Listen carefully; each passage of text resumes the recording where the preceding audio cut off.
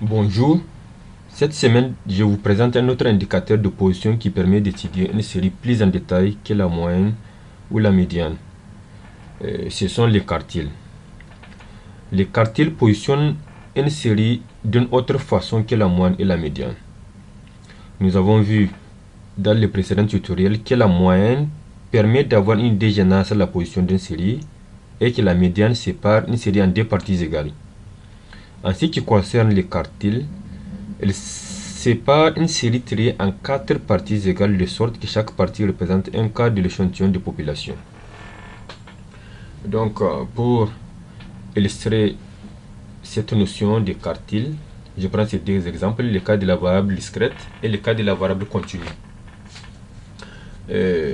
Donc, je précise ici que le calcul des quartiles se fait de la même façon que nous avons calculé la médiane. Si vous vous souvenez, on trie d'abord la série et après le calcul se fait sur la base de soit les effectifs cumulés croissants ou bien les fréquences cumulées croissantes. Donc, comme ce que j'ai mentionné, les 4 quartiles qu'on peut déterminer d'une série sont les 1 quart de n, les 2 quarts de n, la deuxième partie, la troisième partie qui est les 3 quarts, et enfin la quatrième partie qui est l'effectif de l'échantillon qui est 4 quarts. Donc ça, directement, ça existe, on l'a, donc on n'a pas besoin de la déterminer. 2 quarts de n, ce n'est rien d'autre que 50% de notre échantillon, qui n'est rien d'autre que la médiane qu'on a étudiée dans le tutoriel précédent. Donc ce qui nous reste à calculer ici, c'est les 1 quart de n et les 3 quarts de n. Donc ici, un quart, si on essaie de chercher un quart de n, qu'on appelle le premier quartile, est égal à 1 quart de 44, qui nous donne 11. Donc on essaie de regarder la valeur 11 dans la colonne des effectifs cumulés croissants. 11, on projette. Donc notre premier quartile correspond à 4. Donc Q1, premier quartile, est égal à 4. Le troisième quartile, on a dit que c'est 3 quarts de n. Donc égal à 3 quarts de 44. Si vous faites ça, vous aurez 33. Donc on essaie de regarder 33. On projette. 33 correspond à la valeur 11. Donc notre Q3 est égal à 11. Donc comme interprétation, on peut dire, par exemple, comme ici c'est les 1 quart, soit 25%, comme moyenne, toujours on dit en moyenne pour être plus prudent, comme moyenne, 1 quart ou bien 25% des individus de cette classe, j'ai pris l'exemple de note d'une classe donnée, 25% des individus de cette classe ont une note inférieure ou égale à 4.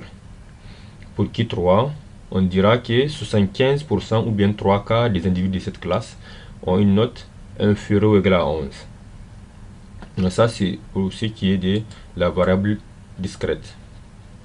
Maintenant pour la variable continue, la procédure est la même. On procède de la même façon.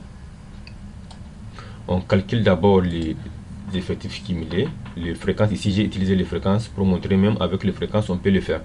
On calcule les fréquences. Pour calculer la fréquence, on prend par exemple pour la première classe, l'effectif de la classe divisé par l'effectif total fois 100. Donc on fait pareil pour toutes les autres classes. Donc une fois que vous faites ça, vous calculez les effectifs cumulés croissants. Donc pour tous ces calculs, vous référez-vous au précédent tutoriel. On a fait ça en détail. Donc pour déterminer, on regarde dans les fréquences cumulées croissantes les 1 quart pour ceux qui est de Q1, les 1 quart de l'effectif de la population ou bien 25%. On regarde 25% comme c'est un pourcentage ici. 25% correspond à cette classe. Donc notre Q1 dans ce cas-ci est égal à quoi? Est égal à 60. On essaie de regarder 75% qui est les 3 quarts des effectifs. Ici, dans la colonne de fréquences cumulées croissant, on voit que ça n'existe pas. Donc 75%, ça se situe quelque part entre 58 et 85. Donc pour la déterminer, on procède de la même façon que nous avions fait au niveau de la médiane, si vous vous souvenez, par une interpolation linéaire. Donc ici, c'est le tableau des interpolations linéaires que j'ai établi. 58 correspond à 80. 75 qui se trouve entre les deux valeurs correspond à qui 3, et 85 qui est la valeur supérieure à qui 3 correspond à 100.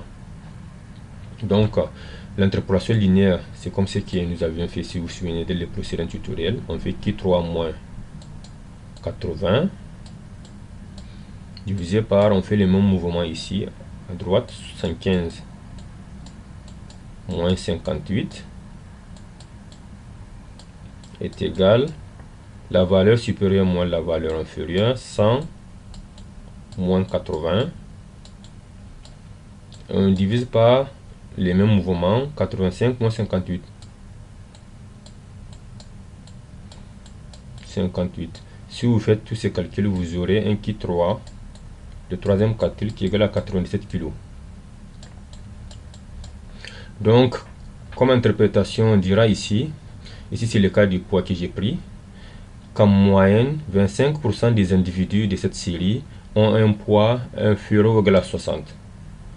Ou bien, pour le qui 3, qu'en moyenne, 75% des individus de cette classe, ou bien 3 quarts des individus de cette classe, ont un poids inférieur ou égal à 97 kg.